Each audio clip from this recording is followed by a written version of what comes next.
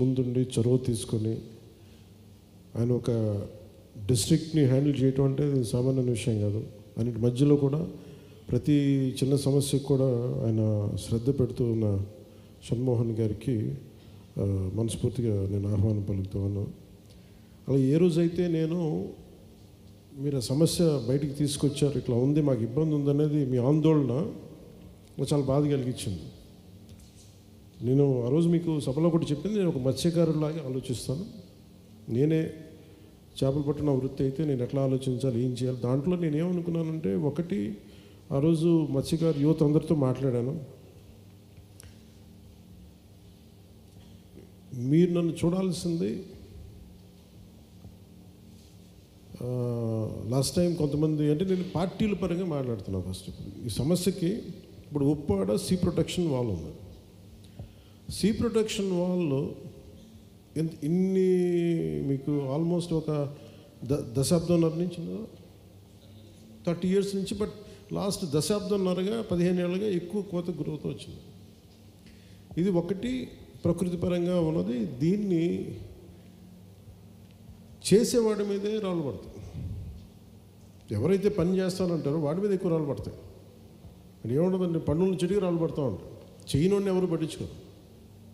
నేను చేస్తుంటే ఇంకా చేయంటే మిమ్మల్ని ఏం కోరుకున్నానంటే, ఉదాహరణకి ఇప్పుడు మన జట్టి ఉంది, ఉప్పాడు జట్టి కొత్త కట్టారు. అది డిజైన్ లోపం. అది ఆ డిజైన్ లోపం వల్ల కరెక్షన్ చేయలేకపోవడం, దానికి 90 కోట్లు మళ్ళీ అదనంగా ఖర్చు పెట్టాల్సి వస్తుంది. ఇప్పుడు లాస్ట్ ప్రభుత్వంలో కూడా డబ్బులు ఎలా వెళ్ళిపోతున్నాయని చెప్పడానికి కూడా మీకు, ఇప్పుడు కాఫర్ డ్యామ్ పోలవరం, వీళ్ళు అరాకొరగా మనుషుల్ని మార్చేసి ఏమంటుందని కన్స్ట్రక్ట్ చేసి కాంట్రాక్టర్స్ని మార్చేసి దానివల్ల 1000 కోట్లు వృధా అయిపోయింది. అది ఎందుకు పనికిరాదు ఇప్పుడు. అందుకని మళ్ళీ కొత్తది కట్టింది. అది కేంద్ర ప్రభుత్వానికి మళ్ళీ అదనపు భారం. అది అలాగే మన ఉప్పాడది కూడా 90 కోట్లు మన అదనం ఆల్రెడీ కట్టేసాం. కట్టిన దానికి మళ్ళీ కరెక్షన్కి మళ్ళీ 90 కోట్లు అవుతుంది. సో ఇవి కూడా మీరు అర్థం చేసుకోండి. అంటే ఇవన్నీ ఎందుకు చెప్తున్నాను అంటే, ఒకసారి వాస్తవాలు ఇప్పుడు కూర్చోబెట్టి మేము చేయడానికి డబ్బు ఉన్నది ఎంత అందంగా ఎంత బాధ్యతగా ఖర్చు పెట్టాలనే దాని మీదే మేము అందరం ఉంటాం. ఉన్నది పరిమితమైన డబ్బులు ముఖ్యంగా మనకు సంబంధించిన రాత్రి ఇప్పుడు ఈ రోజు మనకి ఉప్పాడ సీవాల్ ఉంది, తీర ప్రాంత రక్షణ కూడా. అది ఎంత ఖర్చు అవుతుంది? 323 కోట్ల రూపాయలు ఖర్చు అవుతుంది. కానీ మనం చేసే పని ఇప్పుడు రేపొద్దున తీర ప్రాంత రక్షణ చేస్తే అందరికీ ఉపయోగపడదు. ఈరోజు మనం చేయబట్టి ఏం జరుగుతుందంటే, నేను వెళ్ళి ప్రత్యేకించి అది హోమ్ మినిస్ట్రీ చేయాలి, దాన్ని కేంద్ర హోంశాఖ వారి కింద ఉంటుంది. వారితో అనేక పర్యాలు మనలాగే దేశమంతా ఇలాంటి తీర ప్రాంతం ఉన్న చోట్ల సముద్రపు కోత గురవుతున్న ప్రతి ఒక్కరు కూడా చాలామంది అప్లికేషన్లు పెట్టారు, మాకు కావాలని. నేను ప్రత్యేకించి నివేదించాను. నాకున్న బలం ఏంటి, కూర్చోబెట్టి మాట్లాడి చెప్పి మనం ఇంత అండగా నిలబడ్డాం కాబట్టి వాళ్ళు కూర్చోబెట్టి సూచనప్రాయంగా మేము తెలియజేశారు. మనకేం తెలియజేశారు, ఖచ్చితంగా దీన్ని ముందుకు తీసుకెళ్తాం. అది ఇంకొక మీటింగ్ ఏదో ఉందో, ఆ మీటింగ్ ఇప్పుడు నేను ఢిల్లీ వెళ్తున్నాను. సో నా కోరిక ఏంటంటే, ఈ టర్మ్లోనే మన తీర ప్రాంత రక్షణ కూడా మొదలవ్వాలి, అది పూర్తి అయిపోవాలని మనస్ఫూర్తి కోరిక. అంటే నేను మిగతా పార్టీ వాళ్ళగా నేను కూర్చోబెట్టి బూతులు తిట్టేసి గోళ్ళ చేసేసి ప్రతి చిన్న గొడవను పెంచి పెద్ద చేయాలి. నేను గొడవ తగ్గించడానికి ఉంటాను, లేదంటే గొడవలు సామరస్యపూర్వకం తగ్గించి సమస్యకు పరిష్కారం వెతుకుతాను. అలాగే మొన్న అసలు ఇదంతా ఎందుకు స్టార్ట్ అయింది, పొల్యూషన్ అనేది పరిశ్రమ ఉన్న చుట్టుపక్కల పరిశ్రమల కాలుష్యం వల్ల మత్స్య సంపద ప్రధానమైన కంప్లైంట్ ఏంటి, మత్స్య సంపద నశించిపోతుంది. ఇదే కదా మన మేజర్ కంప్లైంట్, మా జీవనోపాధి కోల్పోతుంది. ఇది వాస్తవాలేంటి అవాస్తవాలేంటి అసలు ఎంత అనేది ఇప్పుడు కూర్చోబెట్టి ఇప్పుడు మనం ఒక ఇప్పుడు మనకు వ్యాధిని నిర్ధారించాలి అంటే, జబ్బుని చెప్పాలి అంటే టెస్టులు లేకుండా జబ్బుని చెప్పలేం. మీకు కొంతమందికి ఒక అనుభవం ఉంటుంది, మనకి ఇక్కడ తేడా ఉందా, ఏంటి తేడా అంటే అది ఓఎన్జీసీ వల్ల వచ్చిందా లేదంటే ప్రకృతి పరంగానే.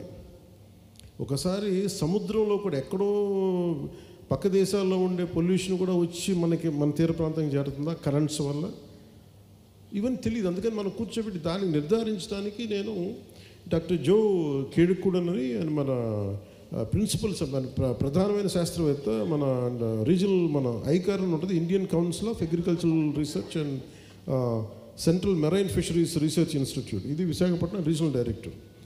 సో వారిని ప్రత్యేకించి పిలిపించాను. ఆయన పేరు మన కలెక్టర్ గారు సిఫార్సు చేశారు. ఆయన కూర్చోబెట్టి నేను ఏం చెప్పానంటే, సార్ మీ ఇన్స్టిట్యూట్ తాలూకు అసలు ముఖ్య ఉద్దేశం ఏంటి అంటే, వాళ్ళు ఏంటంటే మత్స్యం ఒక మాటని చేపల వృత్తి మీద ఆధారపడే మత్స్యకార కుటుంబాలని వారికి జీవన ప్రమాణాలను పెంచడం. అంటే వారికి ఏదైతే వేట ప్రధానమో ఆ వేట తాలూకు ఆ మత్స్య సంపదని ప్రప్రదంగా దాన్ని పెంచడం, వారి రక్షణకి ఇది. సో చెప్తా నేనేం చెప్పానంటే, ఆయన 100 చెప్పాను నాకు. దాంట్లో ఏం ప్రాక్టికల్ అంటే, ఆయన కొన్ని చెప్పింది ఏంటి అంటే, ఒకటి మనం చేయగలిగే ఉన్నాయి. ఒకటి ముందు తీర ప్రాంత రక్షణ కూడా కాకుండా మెయిన్ ఆయనకి ఇచ్చిన గోల్ ఏం చెప్పానంటే, సార్ ఎంత పొల్యూషన్ చెప్పండి ఫస్ట్.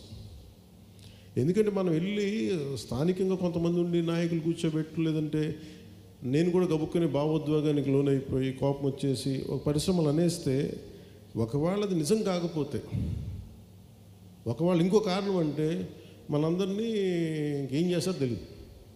నేను అబాస్ పాలు అయిపోతాను, మనకేమో స్టాండ్ ఉండదు.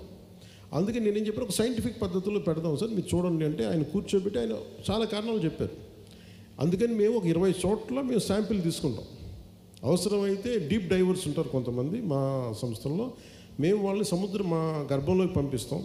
వాళ్ళు చెప్తారు కొంచెం, మీరు కూడా వాళ్ళని మీ సహాయ సహకారం మీ పడవలో తీసుకెళ్ళి ఇలాంటి ఇక్కడ మాకు ఉంది ఇబ్బంది అని అంటే, వాళ్ళు లోపలికి పోయి ఆ లోపల వాళ్ళు ఏం చేస్తారంటే కూర్చోబెట్టి ఆ మట్టిని తీస్తారు.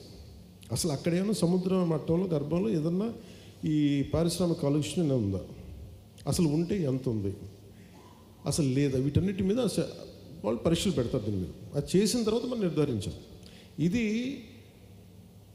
అసలు ఎంత ఉండాలి అనేది కొన్ని ప్రమాణాలు ఉన్నాయి. అంటే కాలుష్యం ఉంటే తీర ప్రాంతాల్లో ఉన్నాయి అంటే మరి ఎంత కాలుష్యం ఉంది, ఏ స్థాయిలో ఉంది, అసలు మత్స్య సంపద చచ్చిపోయేంత కాలుష్యం ఉందా లేదా, ఏం కారణాలు, 100 కారణాలు ఇవన్నీ కూర్చోబెట్టి అది సైంటిఫిక్ అనాలిసిస్ చేస్తారు. మీతో మాట్లాడిన వారం రోజులు చేసామా 5 రోజులుగా, అక్కడ పిఠాపు నుంచి వచ్చిన 5 రోజులకే నేను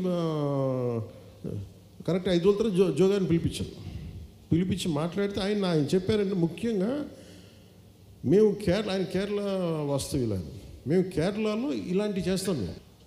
మనకుంది ఉప్పాడ కొత్తపల్లిలో 7,200 మంది ఫిషర్మెన్ ఇళ్ళు ఉన్నాయి మన మత్స్యకారులకు సంబంధించి. దీని మీద 25,600 మంది వ్యక్తులు బతుకుతున్నారు. 7,200 కుటుంబాలు వాటిని ఆధారం చేసి అంతే కదా సార్, మన 25,000 మంది 25,600 మంది. దీనికి నేను ఏం చెప్పానంటే, ముందుగా 5వ అంటే చెప్పాలి, రెగ్యులర్గా అసలు వాతావరణంలో పర్యావరణంలో ఎంత కాలుష్యం ఉందో అది మీరు రెగ్యులర్ ఆడిట్ ఒకటి చేయాలి సార్. అది నేను ఫస్ట్ రాగానే అదొకటి తెలియజేశాను. తర్వాత సీ ర్యాంచింగ్ అని ఉంది. దాంట్లో మనం ఏం చేయాలి, సముద్రపు జీవాల చేపల్ని సముద్రంలోకి విడిచిపెట్టడం. సో దాంట్లో భాగంగా ఏం చేసాం, మనం ఒక 50,000 మన పండుగ అప్పల్ని మనం చేసాం.